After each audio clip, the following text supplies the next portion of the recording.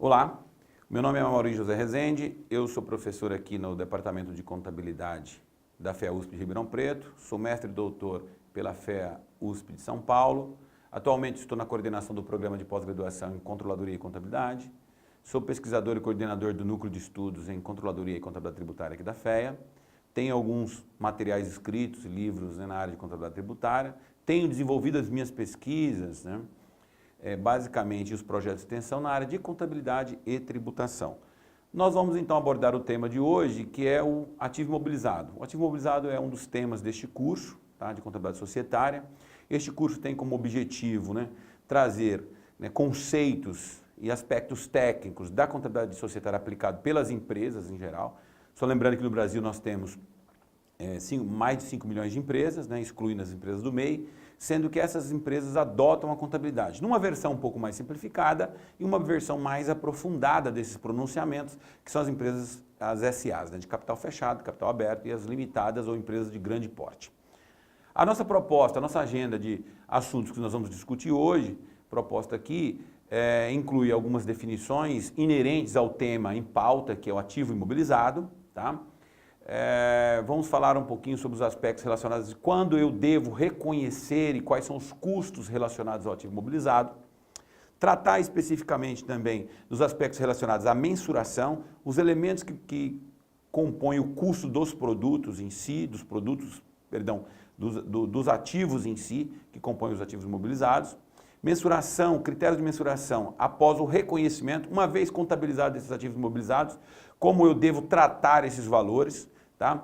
Os aspectos relacionados ao método de depreciação, os métodos de reavaliação, quando permitido pela lei, que não é o nosso caso específico, o valor depreciável, vida útil, dentre outros assuntos relacionados ao tratamento contábil do ativo imobilizado. Bom, então qual que é o assunto que nós vamos abordar hoje? Nós vamos basicamente tratar do ativo imobilizado. O ativo imobilizado é um dos itens mais significativos dentro das demonstrações contábeis das empresas. Então, se a gente observar aqui na demonstração contábil da Ambev, vocês podem perceber que o ativo imobilizado, ele ultrapassa milhões de reais, ou seja, bilhões de reais. Nós estamos falando na cifra de 18 a 19 bilhões de reais nas demonstrações contábeis, no caso específico, o balanço patrimonial, totalizando 18 bilhões. Então é um item bastante significativo e eu diria para vocês que as empresas com maior concentração de capital, de ativos fixos, de capital em si, as empresas mais tradicionais, indústrias em si, ou empresas que contêm bens de infraestrutura dentro dos seus balanços, a exemplo das empresas de saneamento básico, no qual a infraestrutura de rede, de fornecimento, coleta,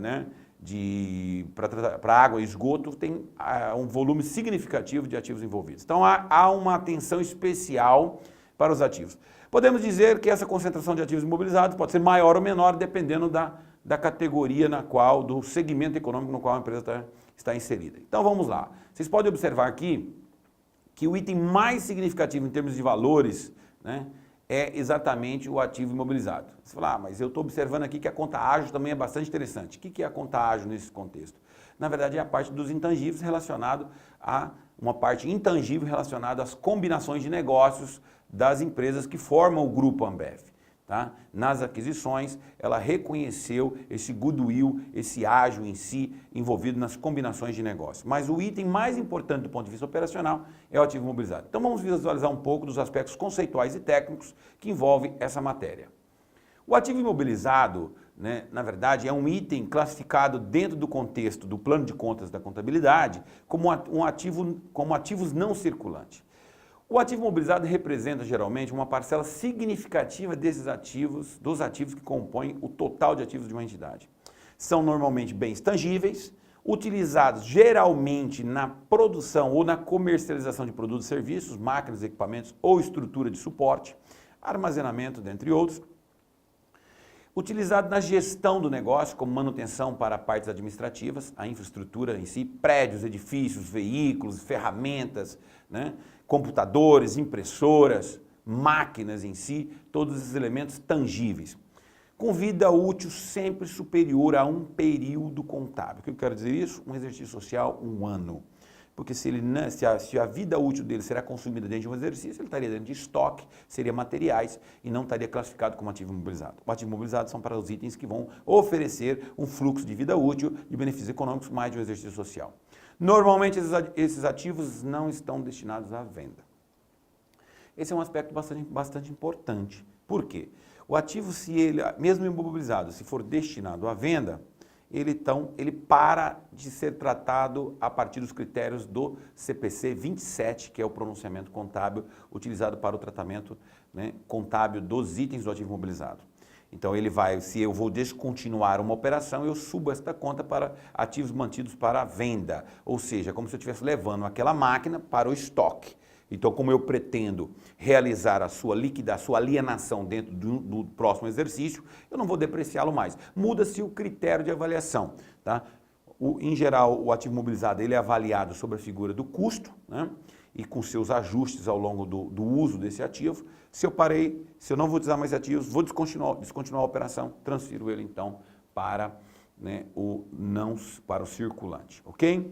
Uma questão importante aqui é o seguinte, como eu tenho um ativo e esse ativo tem um fluxo de vida e eu vou consumir essa vida, melhor exemplo, vamos pensar num veículo. Imaginemos que um veículo, o total da vida útil de um veículo seja 400 mil quilômetros. Esse seja a vida útil de um veículo. Então, conforme eu vou utilizando o veículo, eu vou consumindo o meu estoque de quilômetros, de quilometragem ao longo dos anos. Então, como é que eu vou avaliar, então, qual é o meu estoque? Para que eu tenha uma noção de qual é o meu estoque de benefícios econômicos futuros, que é decorrente dos quilômetros que eu posso utilizar nesse veículo, eu vou utilizar uma conta redutora, que é a conta depreciação acumulada, que vai contabilizar a quantidade, teoricamente, de quilômetros que eu consumi desse veículo de 400 mil quilômetros, que é o total da vida útil dele. Então, nós vamos adentrar a esses pontos um pouco mais à frente, mas essa é a ideia. Então, eu tenho um ativo, que é como uma cesta de benefícios econômicos futuros por mais de um ciclo, e eu vou consumindo esses benefícios ao longo do uso deste ativo, ok? Alguns conceitos que são importantes nessa análise, trazidos pelo pronunciamento contábil número 27, que é a figura seguinte: o ativo imobilizado, um item tangível, mantido para uso ou produção no fornecimento de mercadorias e serviços, né, que se espera utilizar por mais de um período. Outro item importante, outra definição importante nesse contexto, o valor contábil. O que então vem a ser o valor contábil? O valor contábil pelo qual este ativo é reconhecido, ou seja, qual é o valor pelo qual eu vou contabilizar este valor. Né? Normalmente, o que se aparece no balanço, se a gente relembrar aquele item da Ambev, o valor de 18 bilhões apresentado nas demonstrações contábeis representa o valor líquido, ou seja, representa o meu estoque de riqueza a ser consumido. Okay? Importante ressaltar que esse pronunciamento, o pronunciamento CPC 27, ele traz também uma inovação pelo ajuste, que foi a inclusão da chamada planta portadora. O que é isso? A planta portadora são, né, ativos classificados hoje como ativos imobilizados, que tem uma conexão com o que a gente chama de ativos biológicos. Né? É uma planta viva, é utilizada para produção e fornecimento de produtos agrícolas em si. Né? Imaginamos aqui o seguinte: um canavial, um pomar, uma parreira, quer dizer, toda a estrutura que vai produzir um fruto biológico. Como, na verdade, o objeto em si, a base, ela é permanente, então dificilmente poderia ser avaliada a valor justo, a dificuldade. Imaginamos uma soqueira de cana, quanto que vale uma soqueira de cana? Quanto que vale um pomar de laranja? Né? Então, dado a dificuldade de obter valor justo, porque os ativos biológicos são avaliados, né, a valor justo, a dificuldade de se avaliar esses ativos de longa produção a valor justo, tendo em vista que o fluxo de caixa futuro desse estoque de benefícios, né, poderia ter muita distorção entre as empresas atuantes nesse setor ou entidades atuantes nesse setor que pretendesse fazer essa avaliação. Então, trouxe para dentro do ativo imobilizado, vamos tratá-lo como um ativo imobilizado.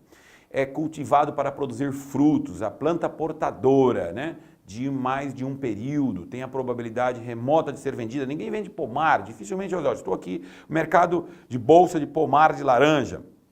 Tem um mercado de suco de laranja, de açúcar, de álcool, de etanol, né, de café, mas o cafezal, o pomar em si, então se você não tem preços a mercado do pomar do ativo em si. Então você vai utilizar o quê? O quanto você gastou para formar esse pomar. Com o estudo agronômico, né, de uma curva agronômica de produção, você vai depreciando este pomar em função dos períodos de consumo, né? Imaginamos um pomar que produza 10 mil caixas de laranja no primeiro ano, no segundo ano, e ele, na verdade, vai ter uma curva, um ciclo de vida essa planta, e ele é decrescente também. Outro elemento importante aqui é o custo. O que é o custo? O custo é o montante de caixa, o equivalente de caixa pago, né, ou o valor justo de qualquer outro recurso dado para adquirir um ativo. É quanto você pagou para aquele ativo em si, para obtê-lo, para usá-lo na sua estrutura ou usá-lo no seu sistema produtivo. Um item importante dessa nossa conversa é falar um pouquinho sobre a figura do valor depreciável. O que é o valor depreciável? O valor depreciável é exatamente o elemento entre o que você pagou. Imaginamos o seguinte, eu compro um veículo. Vou trabalhar um exemplo. Você compra um ônibus para a empresa de transporte público e você vai usar esse ônibus durante 7 anos. Mas a vida útil do ônibus é 10 anos. Então você tem 3 anos de estoque. Esse, na verdade, o meu ciclo produtivo para o nível de produção ou pela escala que eu quero de produção de serviço, o ônibus com 7 anos tem uma baixa manutenção, produz um custo razoável ao preço da tarifa que eu fui contratado. Ou dentro do contrato tem essa definição que eu não posso ter um ônibus com mais de 7 anos de vida.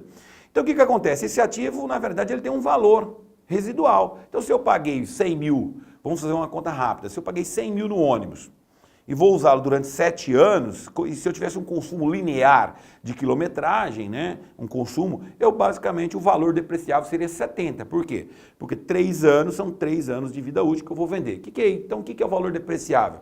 É o valor pago pelo ônibus menos o valor residual. É o valor que você vai oferecer, basicamente, a depreciação, ou seja, que você vai consumir. Porque você vai recuperar esses 3 mil vendendo esse ônibus, né, para outros municípios, para transporte escolar, para que tenha um uso, uma escala menor. Ok? Outros itens importantes, o valor específico em si. Então, quando a gente olha para o bem, para o ativo, para o imobilizado, nós podemos enxergar o valor deste ativo sob 2 perspectivas. Valor em uso, ou seja, o quanto eu vou colher usando este ativo, que é a figura de fluxos de caixas, tá? Vamos imaginar que fosse uma pessoa que tem um veículo e usa como Uber, né? Um ativo imobilizado. Vamos pensar no balanço patrimonial de uma pessoa física, né? Então, se aquele veículo, quanto que ela vai colher usando aquele veículo, colher de receita usando aquele veículo, ela vai obter de receita usando aquele veículo, então, ao longo do período, ela vai ter as receitas pelas corridas realizadas. Tá? Então, o que é isso? É o fluxo de corridas, de dinheiro que eu espero obter usando aquele ativo. É o fluxo de caixa. Uma outra medida é olhar quanto vale aquele veículo a mercado. Eu vou lá na tabela FIPE e verifico lá que aquele veículo, naquelas condições, com aquela quilometragem, naquele modelo, tá, ele está sendo precificado, transacionado no mercado sem ser o mercado forçado ou o mercado de liquidação. Um pouco diferente. Né? Então, aquele veículo está sendo avaliado a X, ou seja, a um preço determinado. Isso é valor justo, valor a mercado. Outra coisa é avaliar o ativo pelo fluxo de caixa esperado de como eu vou usar o ativo. Então, eu tenho o valor. O que então é o valor depreciável? O que é o custo em si? O custo é o valor que eu paguei naquele ativo para utilizá-lo. Tá? Bom, se eu pretendo utilizar aquele ativo, paguei 100 por aquele ativo, vou utilizá-lo por 10 anos e não vou recuperar os 100, vamos supor que o valor residual seja 0. Não vou recuperar os 100, vou recuperar 80, eu vou ter que fazer um ajuste. Eu vou ter que pegar essa perda potencial desse valor que eu não vou recuperar e vou lançar no meu resultado como perda. Tá? Se eu fiz o fluxo de caixa futuro e vou recuperar 120, ou seja, acima, porque mudou as condições econômicas, quer dizer que eu vou ter lucro em função de utilizar esse ativo. Eu não vou fazer nada. Se eu for ao mercado e avaliar esse ativo, que eu paguei 100, com valor residual 0, e ele vale 60, eu vou baixar 40. Se eu fui ao mercado, avaliar esse ativo, ele vale 100, 110, 105, eu não vou fazer nada, eu vou manter o valor do custo. Por quê? Porque o valor de mercado ou o valor de em uso é maior do que o valor que eu espero recuperar. Então, ou igual. Então, neste caso, eu não tenho que fazer ajuste de perda. Perfeito? Se o valor for superior, não faço nada, porque a legislação brasileira não permite reavaliar os ativos. Valor recuperável. Valor recuperável é o maior valor entre o valor justo e os custos de venda de um ativo e o seu valor em uso. Então, o que é o valor recuperável? É o que eu espero recuperar do capital investido. Tá? Valor residual de um ativo, que eu já trabalhei um pouquinho esse conceito, é o valor estimado que a entidade obteria com a venda do ativo após deduzir as despesas estimadas de venda, caso o ativo já estivesse na idade e nas condições esperadas para o fim de sua vida útil. É aquele ônibus que eu comprei, que ele tem vida útil de 10 anos, vou utilizar 7 anos, vai sobrar 3 anos, é o valor obtido por este veículo após o ciclo de uso, tá? Vida útil é o período que eu espero utilizar para este ativo, então esses conceitos são sempre importantes, porque eles vão determinar a dinâmica de avaliação, mensuração e reconhecimento do ativo imobilizado. Bom, passamos então aqui a um exemplo, né, da classe de ativos imobilizados dentro do plano de contas. Então vocês podem observar que dentro do ativo imobilizado eu tenho lá, né, custos de aquisição, terrenos, né, edifícios, móveis, utensílios, máquinas e equipamentos de informática, veículos e as suas respectivas contas redutoras. O que eu quero dizer com isso? Os ativos imobilizados compreendem uma classe bastante ampla, né, de ativos que compõem a unidade operacional ou a estrutura operacional do negócio. E as contas redutoras, o que elas significam? São contas que medem o consumo, ou seja, é a conta que ajusta o estoque de benefício que eu espero, né, obter pelo uso desses ativos. Os ativos imobilizados devem ser reconhecidos, né? Então eu tenho critérios específicos para o reconhecimento e mensuração. No caso específico, os ativos imobilizados devem ser reconhecidos pelo seu custo. O custo de um ativo imobilizado somente deve ser reconhecido se for provável que aquele valor investido será recuperado pelo seu uso, pela geração de fluxo de caixa, desde que esse custo do item possa ser mensurado confiavelmente. Eu só vou reconhecer um ativo na minha contabilidade, um ativo imobilizado na minha contabilidade, se eu espero obter, né, benefícios, né, trazidos a valor presente ou por um modelo de fluxo de caixa descontado ou pelo valor, avaliação a valor justo, se aquele valor basicamente seja superior ou igual ao valor investido. Então, neste caso, desde que seja provável que eu vou obter benefícios usando aquele ativo. Às vezes o benefício ele é indireto, eu não consigo enxergar a relação monetária direta. Ele serve como uma estrutura de suporte para a produção, né, de geração de produtos e serviços que eu vou obter a receita com eles, ok? O custo de um ativo imobilizado, então, compreende basicamente, o que compreende o custo desse ativo imobilizado? O seu preço de aquisição, acrescido de impostos, importação ou impostos estão recuperáveis, tá? Então é o valor pago, mas os tributos não recuperáveis deste ativo, depois de deduzidos os descontos comerciais e abatimentos. Quaisquer outros custos diretamente atribuíveis para colocar este ativo em condições de funcionamento. Então esse é um item bastante importante nessa análise, que é a ideia seguinte: quando é no ativo, se eu pensar num ativo construído, um ativo adquirido é mais simples, né? Uma câmera, um computador, um veículo, uma máquina. Agora imagina uma estrutura, um prédio, né, industrial, uma estrutura industrial que eu estou construindo. Qual é o valor deste ativo em si? O valor deste ativo representa especificamente quando esse ativo estiver pronto para o uso. Tudo que eu gastar até a fase de uso, este é o ponto de ruptura para o reconhecimento, os custos atribuídos ao processo de construção, ok? Custos diretamente atribuíveis para colocar o ativo no local e nas condições necessárias, né, para se funcionar, ok? Também cabe ressaltar que alguns ativos demandam, né, um custo de desmontagem e remoção.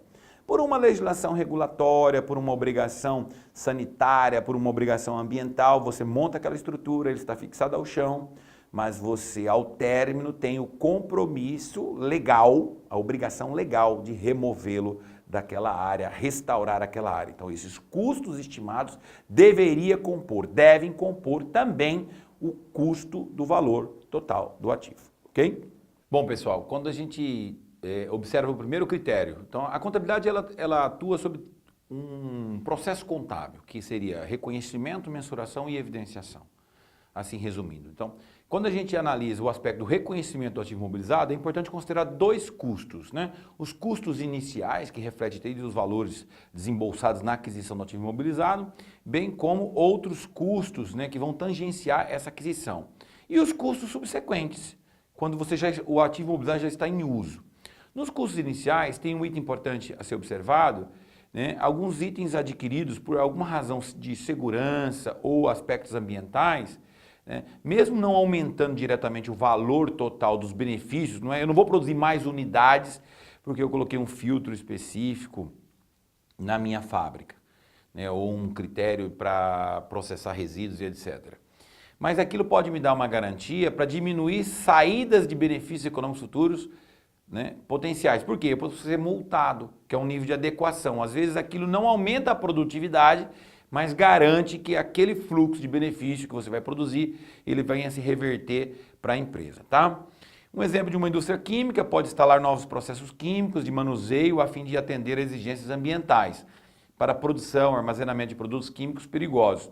Os melhoramentos e as benfeitorias, neste caso específico, né, nas instalações, são reconhecidos como ativo, né? Mas não necessariamente porque eles vão produzir mais em si, mas ele vai garantir que aquele fluxo de benefícios, né, se reverta para a empresa. Outro item importante nessa observação são os custos subsequentes, tá? A entidade não reconhece o valor, no valor contábil dos ativos os custos subsequentes. Adquiriu o ativo, valor pago pelo ativo, aí tive gastos subsequentes com esse ativo. Se esses gastos não aumentarem o fluxo de vida, tá, o fluxo de benefícios econômicos futuros deste ativo, ou aumentar a vida útil, não deve ser incorporado no valor do ativo, tá? Então esses custos, por exemplo, o mais comum é o custo da manutenção periódica. Os custos, né, de manutenção periódica são reconhecidos no resultado quando incorridos. Em geral, compreende aí normalmente custos de mão de obra, produtos consumíveis, algumas pequenas peças, né, para fazer esse ativo funcionando. Tudo isso é resultado, ok? Passamos então para a mensuração. O item do ativo imobilizado deve ser mensurado sempre pelo seu custo. Dentro dessa mensuração, nós devemos considerar alguns elementos. Quais elementos são esses, né? O preço de aquisição, acrescido dos impostos, né, no caso de importação, impostos não recuperáveis, quaisquer outros custos diretamente atribuídos para colocar esse ativo em funcionamento, como gastos com montagem, consultoria, software, treinamentos, etc. Tudo aquilo que faz com que esse ativo esteja em condição de uso. Treinamento não, testes operacionais. A estimativa inicial de custo de desmontagem, remoção, restauração. Se ao término do ciclo você tem um gasto para desmontar e reparar a área, o sítio onde ele está instalado, esses custos deveriam ser considerados também na mensuração no reconhecimento deste ativo, quando você vai levar esse valor para as demonstrações contábeis, ok? Custos diretamente atribuíveis a este ativo imobilizado, mas mais específico, um ativo construído, né? Como custo de benefícios aos empregados envolvidos na mão de obras gasta, mais os benefícios a empregados naquele momento de sua construção, custo de preparar o local, né, a terraplanagem, a fundação, a limpeza, tudo aquilo para a construção daquele ativo, o frete e manuseio, né, para o recebimento e instalação em si daquele ativo, custos de instalação e montagem, custo de teste para verificar se o ativo está em funcionamento, tá? Então, o valor, os custos só deixam de ser alocados àquela unidade de ativos a partir do momento que ele está em condição de uso. Quando a gente avalia um pronunciamento contábil, a ideia importante por trás é descobrir qual é o gatilho econômico, qual é a razão econômica de se tratar aquele recurso daquela forma, mensurar daquela forma. Muitas vezes é o critério de mensuração utilizado num ativo, determinado ativo, é valor justo, é custo, é valor realizável líquido. Existe um gatilho, existe uma ideia econômica que basicamente vai nortear o tratamento contábil daquele ativo, ok? Isso é sempre importante. Lê o pronunciamento contábil. Gente, os pronunciamentos contábeis, eles basicamente são bastante ricos e eles determinaram para a vida do contador um conjunto de procedimentos para o tratamento específico dos elementos que compõem o patrimônio, ativos, passivos, né, patrimônio líquido, receitas e despesas, ok? Mais um item dos custos atribuídos diretamente ao ativo imobilizado, honorários profissionais durante esse processo de elaboração, construção e instalação. Não são custos do ativo imobilizado, por exemplo, custo de abertura de uma nova instalação, tá? Você quer ampliar essa unidade, ali os custos, né, de desenvolvimento desse novo projeto, custos incorridos na introdução de um novo produto ou serviço, propaganda, atividades promocionais, custo da transferência das atividades para novo local. Isso acontece muito, né? A fábrica, ela está aqui numa cidade, aí ela quer mudar para outro estado por causa de um benefício fiscal. Ela desmonta. Esse gasto para se desmontar e para montar essa fábrica não faz parte do custo do ativo imobilizado. Por quê? Porque aquilo não muda o seu fluxo de benefícios econômicos futuros. Custos administrativos envolvidos, a gestão desse ativo, tudo basicamente vai para o seu resultado. Por quê? É tudo que eu gastar com o ativo até colocá-lo em condições de uso. Essa é a ideia, é o ponto de ruptura na mensuração do valor do ativo, ok? Mensuração do custo, o custo de um ativo, do ativo imobilizado, é equivalente ao preço à vista, tá? Na data do reconhecimento. Então é importante o ativo imobilizado é reconhecido a custo e mantido a custo. Você vai utilizar o valor justo e o valor em uso para verificar se aquele valor investido vai ser recuperado, tá? Se o prazo de pagamentos excede os prazos normais de crédito, a diferença entre o preço equivalente à vista e o total dos pagamentos deve ser reconhecido como despesa, exceto nos casos onde você tem um ativo financiado, então você vai ter lá o custo de empréstimos, que vai determinar regras específicas de como tratar, né, juros de um ativo construído, porém financiado. Então você tem um pronunciamento contábil específico para tratar esses aspectos. Mas neste caso, quando os prazos, né, excedem os prazos normais de crédito, essa diferença em si desses gastos deve ser jogada no resultado. É como o seguinte, eu não devo jogar ineficiências no valor do ativo, porque senão eu estaria criando, né, desenvolvendo uma base maior do que eu vou recuperar. Então essa diferença, como ela vai para o resultado, é como se estivesse fazendo um impairment já na construção deste ativo, ok? Tem os casos também da mensuração por permuta. Você troca uma máquina, né, por outra, troca a unidade. Então isso pode acontecer, isso é bastante comum nas empresas terem essas trocas entre, né, permuta de bens.